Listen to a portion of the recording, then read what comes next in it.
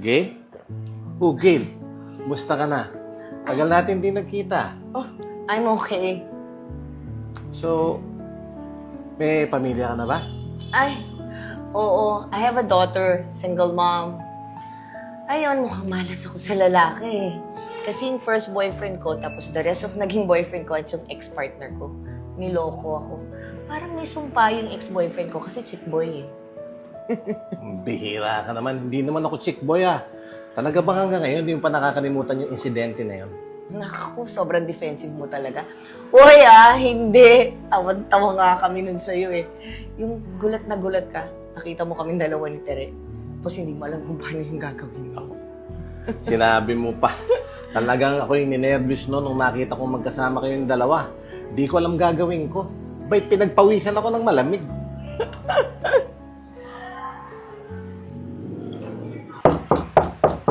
Tere! Tere, pinapapunta mo daw ako, sabi ni Aji. Oh, Larry! Sino hanap mo? Si Tere? Nandito siya, oh. Kasama ko. Hi, Larry. Hanap mo ako? Ba't magkasama kayong dalawa? Oh, bakit? Ayaw mo ba nun? Magkasama yung dalawa mong girlfriend? Gail, Tere, let me explain Wag na. Alam na namin. Akala ko ba hindi na kayo ni Gail? Yun pala, kayo pa din. Kaya kita sinagot, di ba? Ay, hindi sa ganun yung Tere, Let me explain, please. No. I-explain mo yun sa lolo mo. Uy! Gail! Gail, pag-usapan natin to, please! Gail! Ano ba kailangan mo explain? Eh, huling-huli ka na nga eh. Ako pa talaga yung lolokohin mo. Eh, ang lakas ng pakiramdam ko sa mga ganyan. Di ba sabi ko sa'yo, wag na wag mo akong lolokohin? Kasi first boyfriend kita. At sinagot pa nga kita kahit ayaw sa'yo ng magulang ko eh. Hindi naman kasi sa ganun yun. Hindi ko naman alam na sasagutin ako ni Tere eh. Kung hindi ko pa kayo nahuli, itutuloy mo pa rin yan. Hindi. Siyempre, mamimili ako sa inyo dalawa. Gago ka pala eh. Hindi mo na kailangan mamili. Kasi ako na mismo makikipag-break sa'yo. Mas ka na. Gail, pag-usapan na. Gail!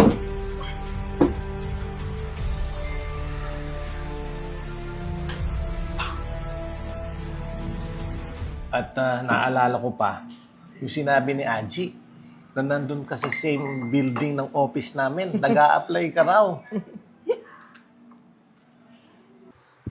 Makalabas nga muna. Sobrang daming pinagawa ni sir. Para makahinga. Si Gail ba yun? Oo nga, si Gail. Oo. Gail? Oh, anong ginagawa mo dito? Mag-a-apply kasi ako dito sa company nyo. Hiring kayo, di ba? Ganun ba? Sige, sana matanggap ka. Sige. Para magkakasama na tayo nila. Sino? Wala. Sige na. Una na ako. Pasok ako ng resume ko eh. Kaya mo yan. Sana matanggap ka. Thank you.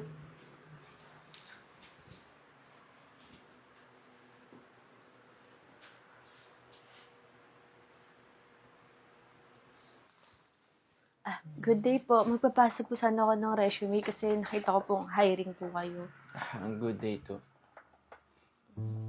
Larry? Ba't nandito ka? Dito ako nag-work.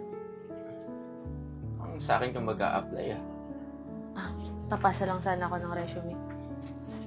Ganun ba? Sige. Check ko na itong resume mo. Tapos, makaka-receive ko na ng tawag or email para sa interview mo, okay? Sige, salamat. Alis na ako. Sure naman ako, hindi ako matatanggap kasi nandito yun si Larry.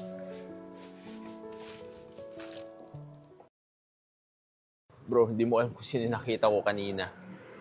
Si Gail. Paano mo nalaman? Nakita ko kasi siya kanina. Pupunta dyan sa work natin, kaya alam ko na mag-a-apply siya. Hindi ko na masabi yung pangalan mo, pero buti napigilan ko sa sarili ko eh. Tsaka talaga. Saan sinabi mo sa akin? Kanina nag-uusap kami, hindi ko lang pagsasabihin ko sa kanya eh. Bakit? Pumalik ba lahat? Tandaan mo Larry. Dahil dyan sa mga ugaling pagsasabay-sabay ng babae, mas lalo kang mawawalan. Hindi na ngayon. Makipag-brief muna ako sa girlfriend ko, no? Tapos saka ako liligawan si Gail. Parang siguradong sigurado ka na. Oo! Gagawin ko lahat para dito siya mag-work sa atin. For sure. For sure. Alam ko na yan yung gagawin mo. Good luck sa'yo.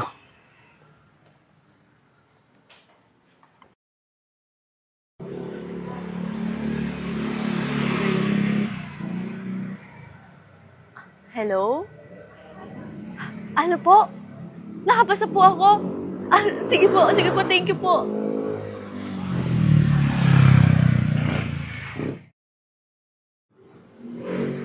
Gail, maraming salamat ha. Pinagbigyan mo ulit ako maging boyfriend mo. Pangako, babawi ako sa'yo. Lalo na, pinakilala mo ako sa parents mo. Promise mo yan ha. Hindi mo na ako lolokohin. Kung hindi, lakot ka talaga kay mama at papa. Promise yan. Hindi kita lulukuhin. Pero, may isa pa pala tayong problema. Pinakilala mo kasi ako sa parents mo. Parang hindi nila ako gusto.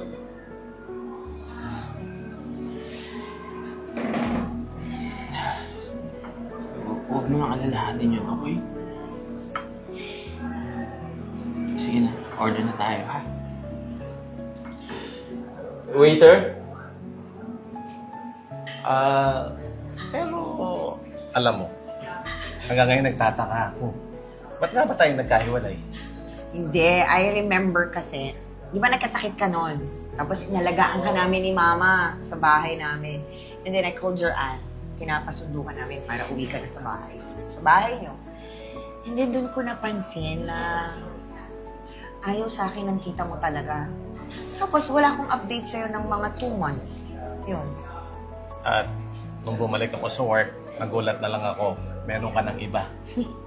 Sorry Pero hindi rin naman kami nagtagal nun Pero, pwede ko ba itanong, ba't kaya pinagtagpo tayo ngayon?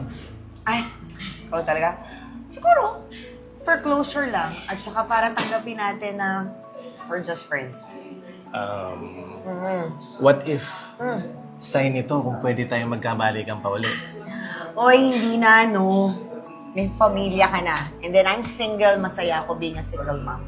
Siguro talaga tanggapin na lang natin. Friends tayo. Sabagay nga. Siguro dapat tanggapin na rin natin, we're better off as friends. Yes, exactly.